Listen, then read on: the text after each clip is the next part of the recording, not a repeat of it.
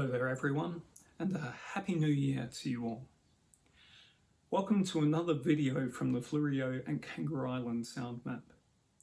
It's been a little while since my last update, and I wanted to get one out there at the top of the year, as I plan a host of additions for the sound map in 2022. Before getting on to these new additions, which I'll cover in following update videos, I wanted to provide an update here as to where the sound map is at in 2022. The Fleurieu and Kangaroo Island sound map has now been around for over 10 years, which is certainly a milestone that I honestly didn't think I'd get anywhere near when it came together somehow in 2011. Back in those days, which seemed like a very long time ago, it was quite a different project to what it's since become. And of course, what was originally the Fleurieu sound map is now known as the Fleurieu and Kangaroo Island sound map, with the island being incorporated into the project in 2020. In the beginning, the sound map was much more like a sonic postcard or snapshot project, with whatever location I visited often having a recording to accompany it. In some instances, this was a really good outcome, but in others, and in retrospect, it seems like a fairly arbitrary approach. Still, the project provided a constant in my practice at the time, as a platform to develop my field recording skills, become a more discerning listener, and occasionally engage with local communities around the region. If you've caught a couple of the more recent update videos for the sound map, you would probably be aware that in recent years, the sound map has begun to lean more towards an acoustic ecology focus, as opposed to simply documenting a site here or there. And what I mean by this is that now I'm often planning recording trips well in advance and focusing on a particular place or region for a given amount of time, whilst applying a greater amount of research rigor and preparation. And if there's a downside to this approach, it often means that there's a lot more work involved across the sound map's workflow, and consequently updates to the sound map tend to occur only maybe once or twice a year. Speaking of workflows, over the past year there have been two major updates to managing the sound map, which have made the process of updating the site much easier, and I would say a lot more practical. The first of these updates occurred in late 2020, when I finally settled on a database format which contains all the necessary metadata for a given site. And since the dataset can be stored on a cloud, it means I can update it practically anywhere, here on my computer in the studio or on my phone or an iPad in the field. This data has always been essential for the field notes that accompany the sites, but now it's also a big part of the map interface itself, which brings me to the second update. And this update is perhaps the biggest change to the sound map since I first put it together, given that I've successfully moved the map interface away from relying on Google Maps, and instead I'm now using OpenStreetMaps through CartoDB to build the interface. Now I can use these open source maps in conjunction with my own data in the dataset to build a largely customized map in conjunction with the data science program R.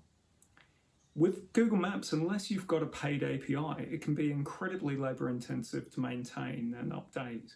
So this alternative, which I've developed, has been a great improvement.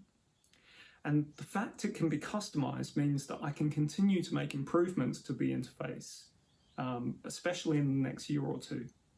And one of my big goals is to eventually embed audio in the pop-up window when you click on a pin, basically giving the user the opportunity to listen within the map interface.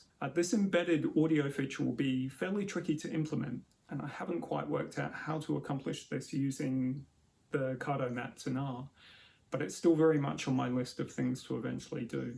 But with all of that considered, the sound map these days is a much more refined resource, and it's been a great learning experience to develop it over time, especially the last year or two. Adjacent to the sound map, but still very much a part of it, last year I trialled a sound map podcast covering last year's Lady Bay Reef update, and I think it turned out okay. And I think also that the podcast medium is quite well suited to field recording as well as listening to soundscapes. It also provides a nice opportunity to expand on the field notes that I supply with the recordings on the sound map. All of that said, it was a trial, and it's also a very time-consuming process putting a podcast together. Plus, I need to work on my podcast voice a bit too. Depending on how much time I've got this year and beyond, there might be an opportunity for me to revisit the podcast and maybe produce some more. So watch this space. Lastly, I wanted to provide a bit of a preview on what's coming to the sound map in terms of site updates. As I mentioned before, updating the sound map these days is pretty intensive. So I've been sitting on a backlog of recordings from 2020 and 2021 from across the Fleurieu region. The first update to the sound map will be some recordings from the Maiponga Reservoir Reserve, which opened to the public in 2019. In April of that year, I made an initial visit to the location, and in this upcoming update to the sound map, I'll be featuring a host of recordings from trips in November 2020 and August 2021. And another area that recently opened to the public is the Gorge, located about 2 kilometres south of Normanville and just a bit before you get to Lady Bay along South Road. The Gorge is a marvellous place, and I had the opportunity to make a visit in August 2021, where I recorded around the Yankalilla River, which passes through the gorge, and the surrounding agricultural land which makes up the reserve. More recently have been field trips to the Finnis wetlands in December 2021, as well as Deep Creek National Park this year in January. I've also been trawling through my field recording archives, and I've found several recordings from different sites across the Fleurieu, which I thought would be a good addition to the sound map. So that's going to be quite a bit to get through in 2022, and I've also got several field trips planned for this year, so I'm going to have to squeeze that in somehow. Anyway, thanks for tuning in, and I'll be back again shortly with another update. This one for the Maiponga recordings. In the meantime, and in these uncertain times, please do take care and go well. And I'll see you again sometime in the very near future. Thanks.